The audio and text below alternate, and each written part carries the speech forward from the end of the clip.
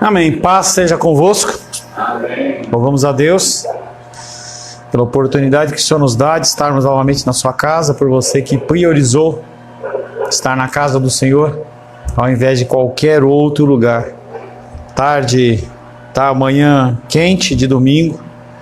Graças ao Senhor nós temos um local para estar. Nós temos o refúgio, a proteção das paredes, temos ventiladores, temos água. Muitas pessoas dentro dos campos missionários que nós abençoamos, eles não têm isso. Na África se andam 3, 4, 5, 20 quilômetros para você encontrar uma igreja, e eles fazem isso com muita alegria. O clima está tão quente aqui como está lá. Então nós temos que dar graças ao Senhor, reconhecer a sua bondade e a sua misericórdia. Estamos tratando sobre o tema da santidade, a busca da santidade. Interessante o tema da santidade, porque é o tema que menos se trata. Da mesma maneira que o livro de Levítico é menos lido, e o livro de Levítico trata de santidade, nós também não buscamos a santidade, porque a busca da santidade infere em nós confrontarmos o nosso ser, em nós sermos avaliados em relação às nossas palavras, os nossos pensamentos, as nossas ações e as nossas omissões. Semana passada finalizamos o tópico a santidade de Deus é para você, e hoje nós vamos falar um pouco sobre essa santidade que é de Deus. 1 Pedro capítulo 1, versos 14, 15 e 16.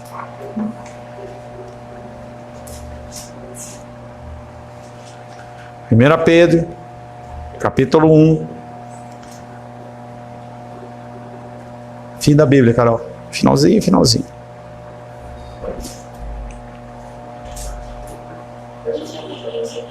Primeira Pedro, capítulo 1, versos 14, 15 e 16. Como filhos da obediência, não vos amoldeis às paixões que tinhas anteriormente na vossa natureza. Pelo contrário, segundo é santo aquele que vos chamou, tornai-vos santos também vós mesmos em todo o vosso procedimento. Porque está escrito, sede santos, porque eu sou santo. Tá? Como filhos da obediência, não vos amoldeis. E aí a gente vê o mesmo conceito que é dado lá em Romanos capítulo 12, verso 2, que fala que nós não devemos nos amoldar à condição deste mundo, tomar a forma, tomar o molde. Mas ele fala apenas com os filhos da obediência. Ele não fala com todas as pessoas, porque as pessoas elas não têm Deus. É aquela dinâmica que nós já tratamos. O único caminho a Deus é a figura de Cristo. Se nós não temos Cristo, nós não temos acesso a Deus. Por isso que Pedro, ele vem falando exatamente com os filhos da obediência, que são os filhos de Deus. Não vos amoldeis às paixões que tinhas anteriormente na vossa ignorância. A gente cometia pecados que a gente não sabia o que era.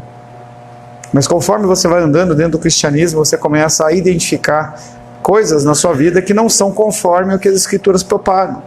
E aí é o momento de você analisar. Você que é um ser racional, pensante, você analisa, pensa, toma uma decisão a partir daquele momento que você entendeu aquilo que está sendo proclamado.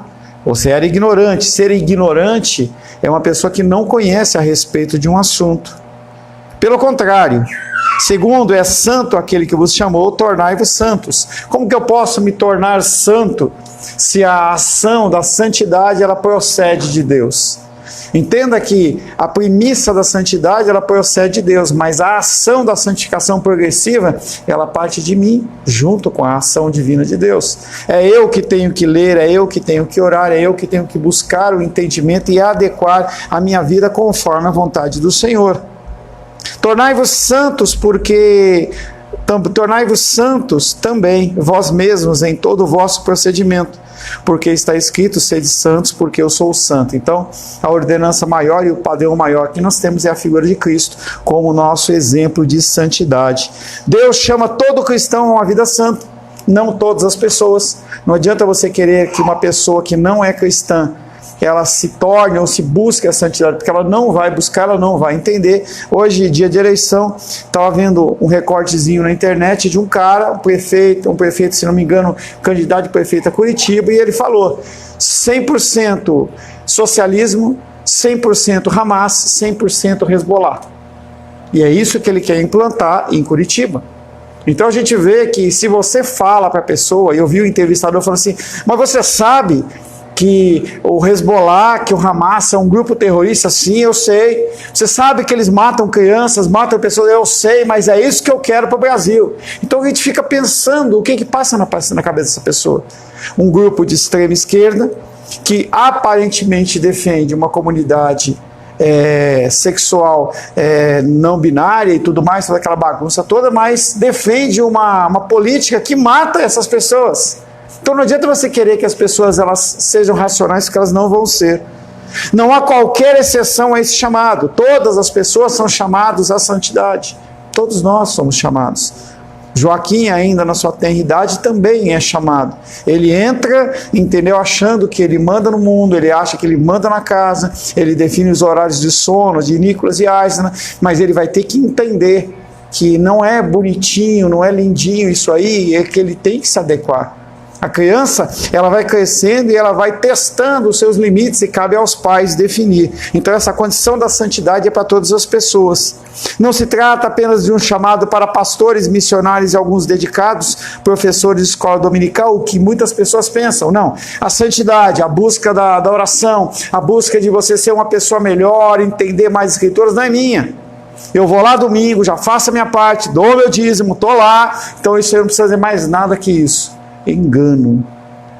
As pessoas que recebem um chamado litúrgico, eclesiástico, sim, tem que se dedicar mais.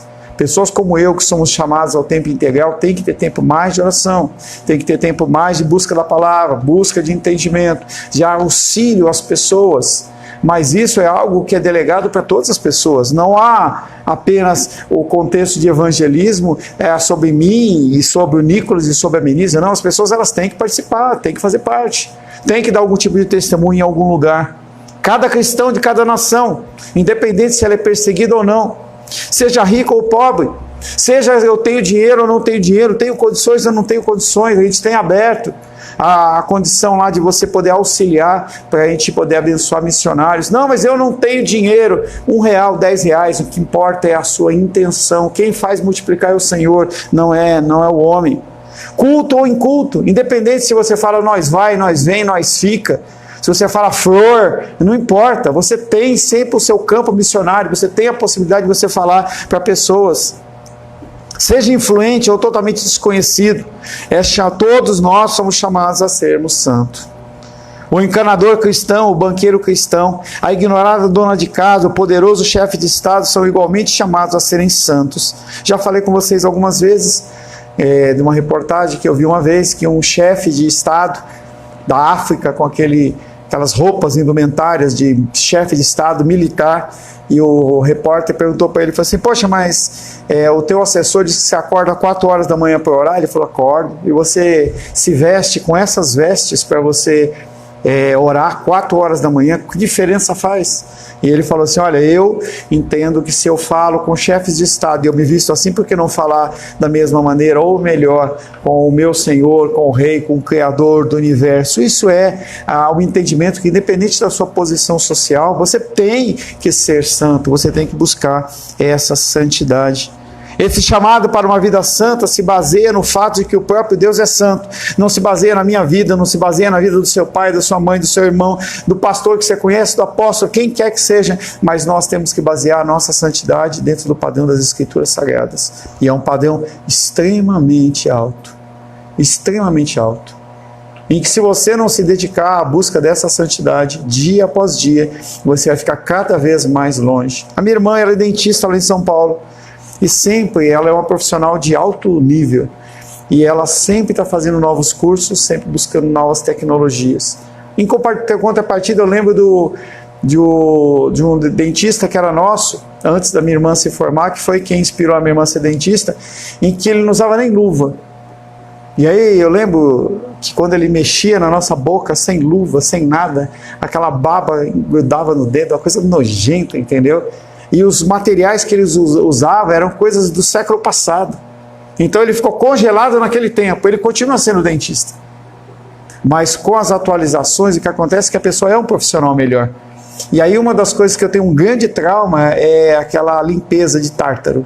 aquilo ali me dá uma aflição, eu começo a suar, cai a minha pressão, eu sou mole e fresco para isso. E aí ela comprou um aparelhinho que é a laser, que não sei o que, coloca... Acabou. Já acabou. O que é isso? Qual a diferença? Os dois estão exercendo. É como o apóstolo Paulo e o apóstolo Pedro. Os dois exerceram o ministério apostolar. Mas quando você busca o conhecimento e a dedicação, quando você busca ser santo como Deus é santo, você se afina mais. E o que acontece é que mais oportunidades abrem. Em qualquer campo, em qualquer área, dentro do campo profissional. Se você entende isso, você começa a buscar a figura do Senhor, você começa a ser cada vez mais profundo dentro dos entendimentos. Dentro do campo profissional, a mesma coisa. Como Deus é santo, Ele requer, ordena que nós sejamos santos. Muitos cristãos têm o que poderíamos chamar de santidade cultural. O que é isso? Eu entro na igreja tal, que é tradicional, essa igreja usa cabelo comprido para mulher.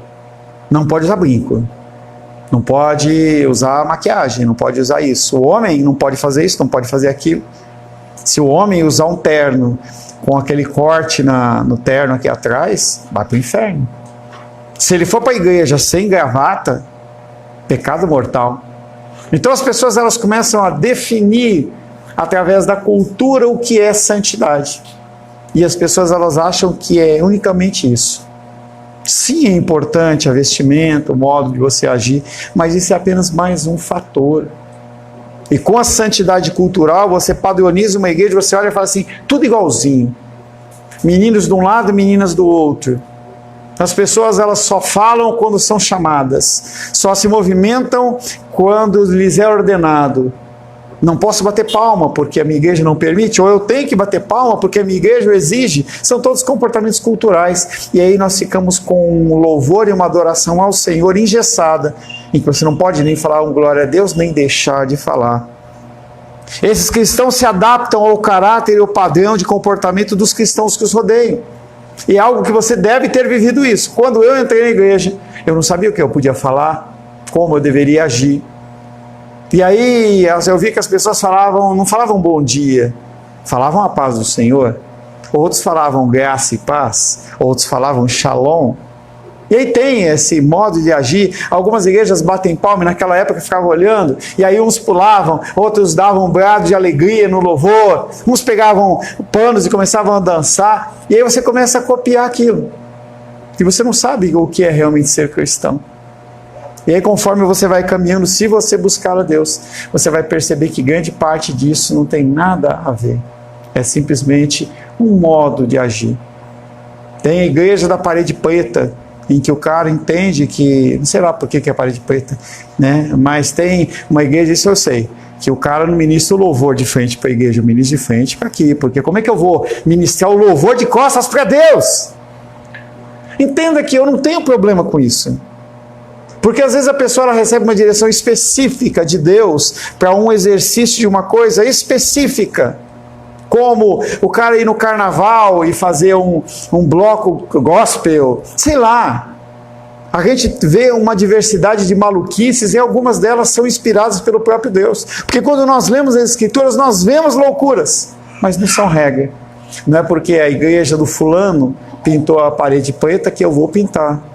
Não é porque os caras ministram lá na igreja de costas para Deus, eu não recebi nenhuma direção, eu vou ministrar. E as pessoas elas ficam procurando ser santos como os homens são santos, não como Deus é santo. Adaptam-se ao caráter e ao padrão de comportamento dos cristãos que os rodeiam. Como a cultura cristã à sua volta é mais ou menos santa, também esses cristãos são mais ou menos santos. E eu já passei por uma diversidade de denominações e estilos de igreja. E é muito interessante, a gente sabe que Deus está no controle de todas as coisas. A gente sabe que Deus ele fala em todos os lugares. Mas a gente começa a observar que algumas coisas são apenas ritualísticas. Apenas uma repetição. E da mesma maneira que você perde esse foco no santo, você também perde a reverência. Porque aquilo que era para ser uma coisa especial, ela passa a ser uma coisa comum. Já vi as pessoas, hoje é dia de Santa Ceia, ou as pessoas celebrarem Santa Ceia com hambúrguer e Coca-Cola, porque os jovens se sentem melhor. Ou fazer um batismo no toboágua.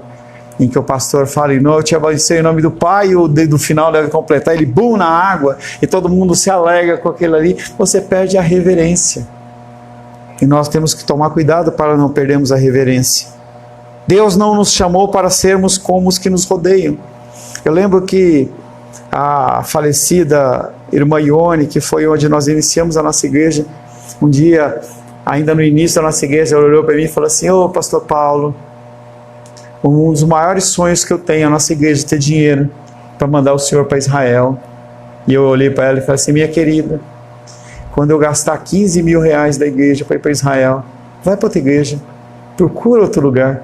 Porque deve ser tremendo Israel, deve ser tremendo, porque eu já viajei, já fui para outros países, já fui para os Estados Unidos, e aí quando você anda numa rua, ou passa perto de alguma coisa, mesmo que seja uma cafeteria que você viu numa série, alguma coisa, é muito legal, parece que você interage, e deve ser tremendo você estar no local. Imagina você estar em cima do Monte Sinai, sabendo que aquele mesmo monte, ele pegou fogo, ele quase derreteu, ou você está diante do templo, do túmulo de Cristo. Nossa, eu fico até arrepiado em pensar, mas gastar 15 mil reais de um dinheiro que poderia ser usado para outras coisas da igreja, para fazer isso, se eu juntar esse dinheiro e decidir, amém, mas nunca mexer com os recursos da igreja. Mas as pessoas, elas entendam que nós temos que ser iguais aos outros, nós temos que nos amoldar com as pessoas que nos rodeiam.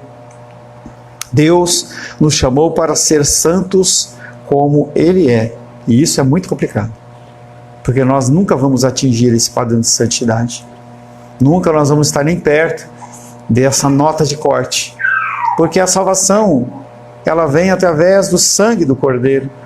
A santificação das nossas vidas, ela não passa pela Igreja Cristã Semente de Vida, mas ela passa pelas Escrituras Sagradas. Santidade não é algo senão a conformidade com o caráter de Deus. É Deus olhar e falar assim, Ele é igual a mim. Ele fala como eu, como Cristo. É aquele livro que eu já falei para vocês, talvez qualquer dia eu pegue esse livro para a gente trabalhar. Nos seus passos, o que faria Jesus? O que será que Cristo faria diante das dificuldades ou dúvidas que nós temos? Será que ele veria tanto Netflix como nós vemos? Será que ele participaria de tanto Instagram como nós? Será que ele iria mais à igreja, oraria mais? E isso são coisas que nós temos que buscar como padrão. É interessante que nós sabemos definir padrões de todas as coisas. Como você vai comer uma comida, a gente estava ontem lá nos alegando, lá no restaurante lá, e algumas comidas sinceramente não tinham graça. Entendeu? Eu peguei algumas coisas de comida japonesa, e aí eu colocava shoyu em cima, não tinha gosto de nada, era simplesmente uma água marrom, mais nada. Eu sei o padrão do que é o bom. Eu sei o que é o padrão de uma boa carne, eu sei o que é o padrão de uma vestimenta adequada, eu sei o que é o padrão de um bom recurso financeiro no mês. Você sabe quando o seu mês financeiro ele foi um bom mês. Você sabe quanto você se dedicou às Escrituras ou não, se você engordou ou não. Nós sabemos. E Deus fala, executa esse mesmo padrão dentro da busca da santidade. E Ele não quer mudanças radicais e instantâneas. Não é como o miojo que você coloca na água, lá em 3 minutos está pronto. Não funciona assim. Nossa santificação, ela demanda toda uma vida, todo um tempo, dia após dia. A gente tem que estar realmente dedicado a buscar ao Senhor, porque senão a gente se afasta dEle. Tal santidade como é usada na Escritura. Santidade descreve a majestade de Deus e a sua pureza e perfeição moral. Já falei para vocês o que é moralidade. Vale a pena falar novamente. Moralidade não tem a ver necessariamente com sexualidade. O fulano é imoral. Moral são as leis que regem uma região. Então, moralmente, você não vai numa piscina de terno. Moralmente, você não toma sorvete no inverno. Moralmente, você não deveria, pelo menos entendo eu, você num calorzão desse, ontem estava 37, 38 graus, você ter um desejo de tomar um café quente, você esquentar o seu bucho. Teoricamente, você não deveria querer fazer isso. São padrões morais, ideias, entendeu? Quando você rompe os padrões que são determinados como morais, você se torna imoral. Então nós temos visto cada vez mais a sexualidade ela sendo deturpada para um novo padrão moral. E por mais que você ache que aquilo está errado, você vai se tornar uma pessoa imoral. E nós como cristãos, nós temos que definir quais são os padrões da nossa moralidade. É a minha igreja? É o jeito da minha igreja? É o jeito de vestir da igreja? Ou é a figura de Cristo? Será que o padrão de Deus é que a mulher ela não pode usar calça comprida, porque senão ela vai para o inferno? Porque as mulheres não usavam, mas os homens também não usavam calça comprida, os homens também usavam vestidões. Eu lembro de uma missionária em que ela estava na casa de um pastor hospedado, e ela me contou, que ela falou assim, que ela estava lá, e o pastor que a recebeu muito bem, e aí um dia ela pôs uma calça comprida, e aí ele olhou para ela e falou assim: ô minha filha, você é uma mulher tão bonita, você fala tanto das coisas do Senhor, não põe essa calça, coloca um vestido, é mais bíblico. E ela falou com também muito amor com aquele pastor: ô pastor, você é um pastor muito querido e amado, mas na época de Cristo, assim como as mulheres usavam um vestidão, os homens usavam, inclusive os sumos sacerdotes, eles usavam para oficiar no templo. Por que o senhor não tira essa calça e coloca um vestidão também?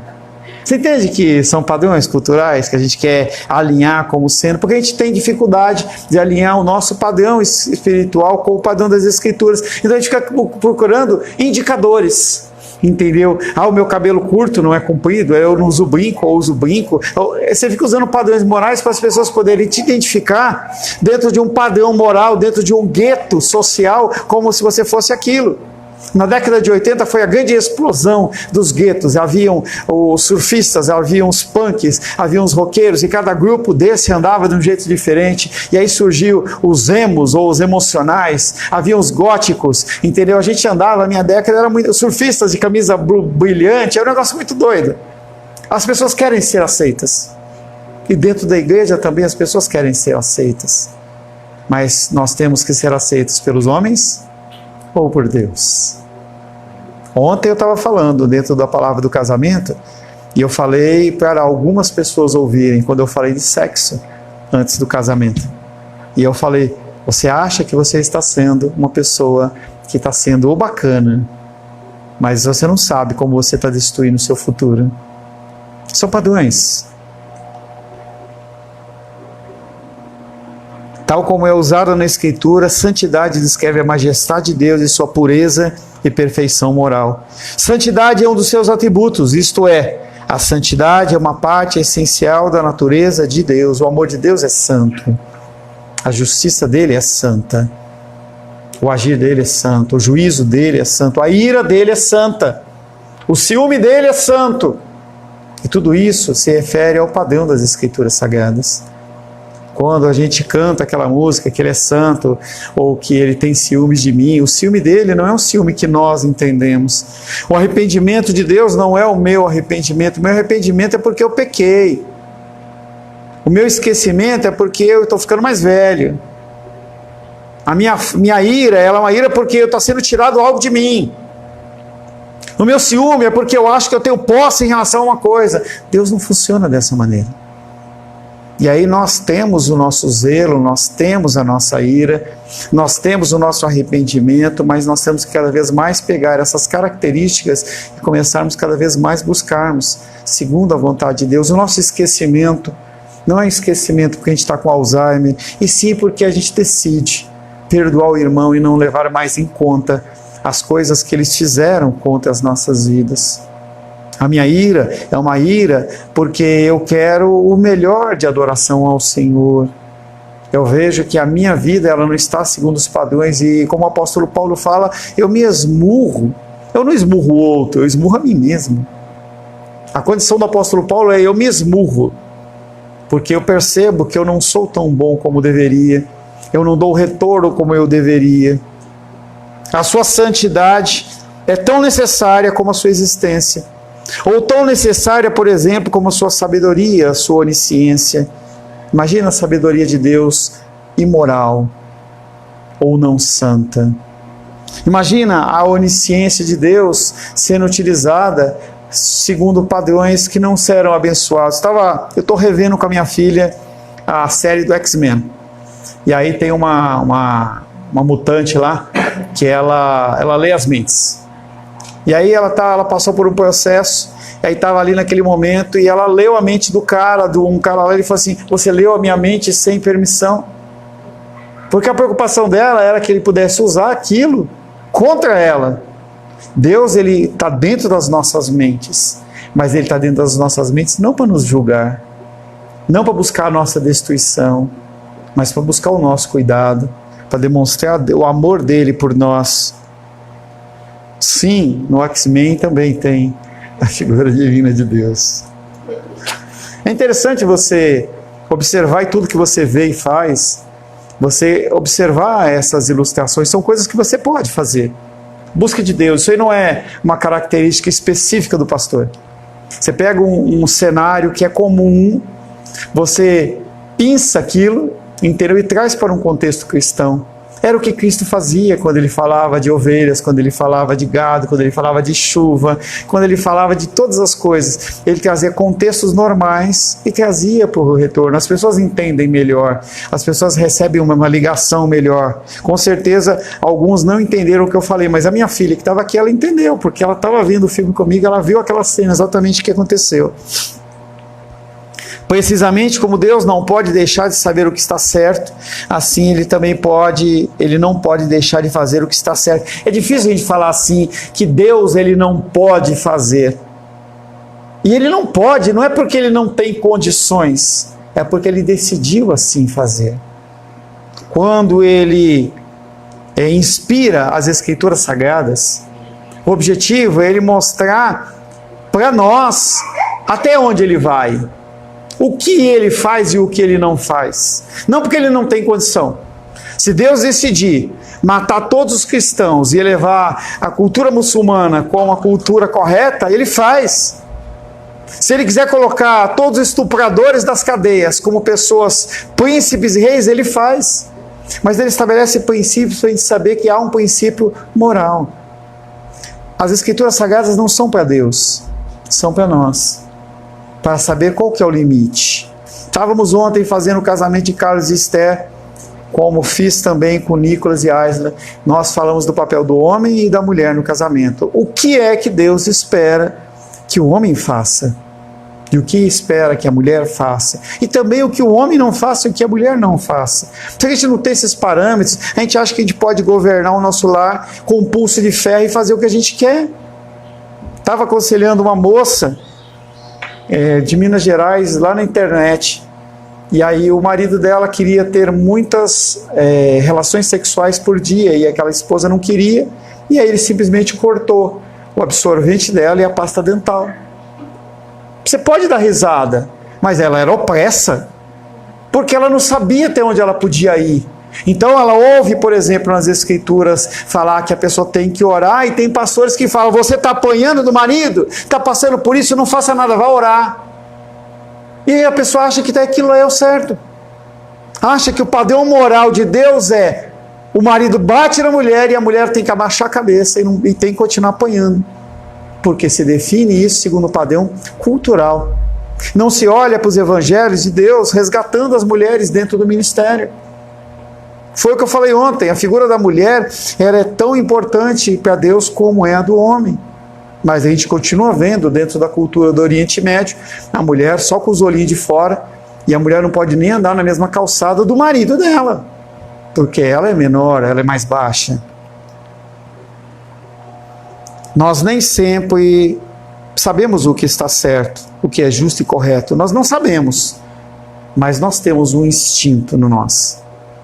Nós podemos não ter a certeza como agir, mas quando você faz algo, você sabe que você está errado. Se você pega um suco e você coloca 3, 4 sachêzinhos de açúcar dentro, você sabe que aquilo vai te fazer mal, mesmo que você faça. Quando você exagera na comida antes de dormir, você sabe que aquilo não vai fazer bem para você. Eu não estou falando sobre o padrão de você ser gordo ou magro, estou falando de você ter saúde. Tenho sido importunado, num bom sentido, pela minha esposa e pela minha filha, em relação ao exercício físico, eu sei que eu preciso fazer. Com 57 anos, apesar de eu me manter magro, entendeu? Ontem, por exemplo, quando eu fui tirar a calça, eu percebi que tinha algumas marquinhas aqui, né, da calça que estava justa, ou seja, minha cintura está aumentando. E se eu não fizer nada, além de eu engordar, que não é problema, você vai ter problemas de saúde. Eu com 60 anos, 70 anos, eu não vou ter a vitalidade que eu tenho hoje. Então são todos os padrões que nós temos que entender que eles têm. Nós sabemos o que é certo e o que é errado. Nós sabemos quanto nós temos que fazer de cada coisa. Por vezes nos angustiamos perante decisões com implicações morais. O que devo realmente fazer? Perguntamos. Nós somos colocados em encruzilhadas todos os dias, todos os momentos. A palavra de Deus ela é pregada uma vez no domingo, para que você possa ter de segunda até sábado essa meditação no Senhor, buscando dele a direção do que fazer e como fazer. E como na escola tem as provas mensais, bimestrais, semestrais, existem os PAS, existem os vestibulares, ali vai definir, você sabe ou não sabe, conhece ou não conhece. E aí nós também somos colocados nessas berlindas, nessas decisões diante de Deus para ver se nós entendemos o que é feito. O que devo realmente fazer? É claro que Deus nunca se defronta com uma situação desse gênero, Ele não tem isso. Será que o pastor Paulo está agindo certo? Há igrejas que entendem que, por exemplo, no dia do juízo, Deus ele vai liberar os anjos, os 2 terços que ficaram, para visitar cada túmulo, cada local, para ver quanto que a Aisla pecou, ou quanto que a Luísa pecou. E aí ele vai trazer um relatório para Deus, porque Deus não sabe.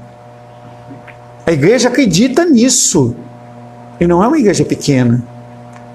E aí essa igreja acredita que isso vai acontecer, e então Deus vai executar o seu juízo. Essa semana teve um áudiozinho do Glorify, em que o cara vinha bem, mas ele começou a falar algumas coisas que eu falei, eu não vou mandar isso para frente. Não vou. E aí a minha filha ouviu e falou assim, estava estranho hoje, né? Porque você começa a desenvolver um discernimento moral, segundo as Escrituras, em que nós temos o conceito da soberania divina de Deus acima de qualquer instância. Nós sabemos que o nosso Deus está no controle de todas as coisas. Estou orando pelas eleições. Quando eu vejo coisas como essa desse socialista aí, eu fico assustado. Vejo as eleições de São Paulo, que são as que estão em maior voga aí na internet. Mas mesmo se Deus permitir que governos ímpios e pagãos assumam, Ele continua sendo aquele que governa todas as coisas. É claro que é muito mais fácil a gente acreditar na soberania de Deus quando a coisa acontece lá. Quando acontece dentro da nossa casa, é muito mais difícil. Por que, Deus? Por que você fez? Deus nunca entra nesse dilema. Será que está certo? Será que está errado? O conhecimento de Deus é perfeito e impede qualquer indecisão quanto ao que é certo ou errado. Às vezes, porém, mesmo quando sabemos o que está certo, existe uma certa relutância na nossa parte em fazê-lo, porque ainda nós temos a nossa carne militando contra o nosso espírito. A nossa carne, ela quer fazer. Então eu já fui meio que proibido de comer miojo, mas eu fui lá para Manaus e comprei 3, porque era difícil de sair para almoçar, estava um calor tremendo, estava gostoso no ar-condicionado, mas eu sei que aquilo não foi bom. Então a gente se reluta em fazer o que é certo. Nós temos que entender o que é certo, nós temos que buscar praticar, porque se nós ficarmos nessa vertente de faz, não faz, nós não estabelecemos um hábito. E se você não estabelecer um hábito na sua vida, você vai continuar com seus altos e baixos. Montanha-russa é muito legal, já fui em várias, mas é legal lá, na vida não, na saúde não. Quando você tem uma vida de bondades e dores, né, Jenny? Você sabe muito bem estabelecer quando é um dia bom. E quando você percebe que aquela dorzinha que já simboliza que você vai ter um dia de cão, você já fala assim, agora é só a graça de Deus. Dentro da área financeira, dentro do relacionamento emocional, acontece isso e acontece muito.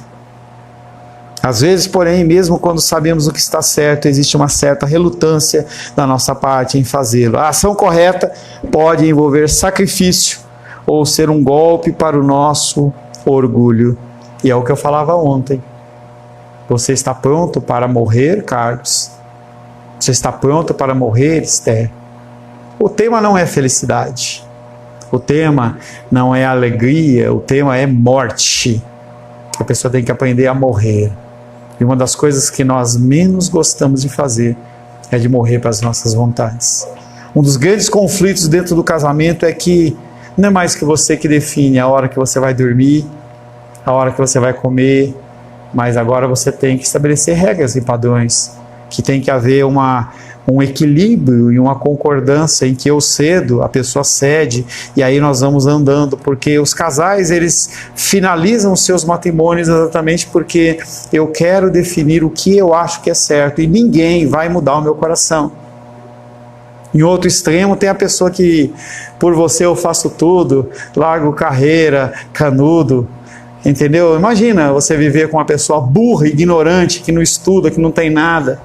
Aquela história de eu quero ter um amor para viver debaixo de uma casa de piquet, não sei o que lá, como é que é lá? Viver numa casa de sapê. Meu, misericórdia, viver na casa de sapê, os barbeiros, porque o barbeiro ele prolifera na casa de sapê lá. Que misericórdia, eu quero um negócio desse, nada. O amor sobrevive a tudo, sobrevive nada. Se você não fizer o seu papel, se você não regar essa planta todo dia, todo momento, se você não estiver disposto a morrer todos os dias, você não vai conseguir. Cristianismo é a mesma coisa. Se você quiser privilegiar a sua vontade, você não vai viver o melhor de Deus.